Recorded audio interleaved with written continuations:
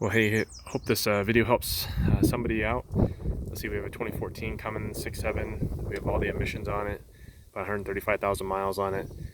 We have a tuner and a tune from Calibrated Power, and that's been really good for us.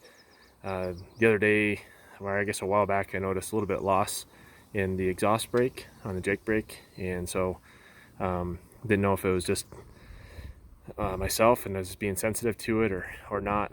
And then about the same time, my computer threw the code P0472 and also serviced the throttle control valve.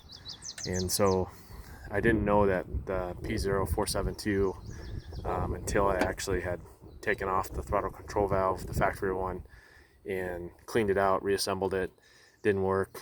I went and bought a new part and replaced it.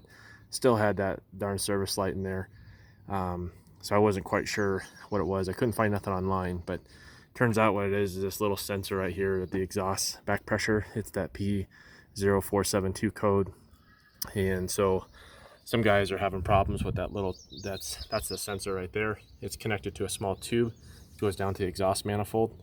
Some people are actually getting, I guess, suet or diesel exhaust clogged up in there where that doesn't flow anymore. So I just removed the sensor. I think I used a 27 metric or 1/16 inch socket and was able to pull the sensor off, turn the engine on. Mine flowed really well. I tried cleaning the sensor but couldn't do it. And then I bought a handful of these sensors on Amazon. They're only like 18 bucks, and so replaced it, and all three things got better. So the service, the throttle control valves, light went out, the code disappeared, and also the Jake brake or the exhaust brake all came back on real strong again. So it makes sense now that they're all related, obviously, because if that sensor can't do its job, it's not going to allow the other two components to do its job either. But hopefully that helps you guys out. So if you have reduced flow in your exhaust brake, get that darn service throttle control valve light and you clean it and it still is there, check that little sensor, and you can get them for like 18 bucks.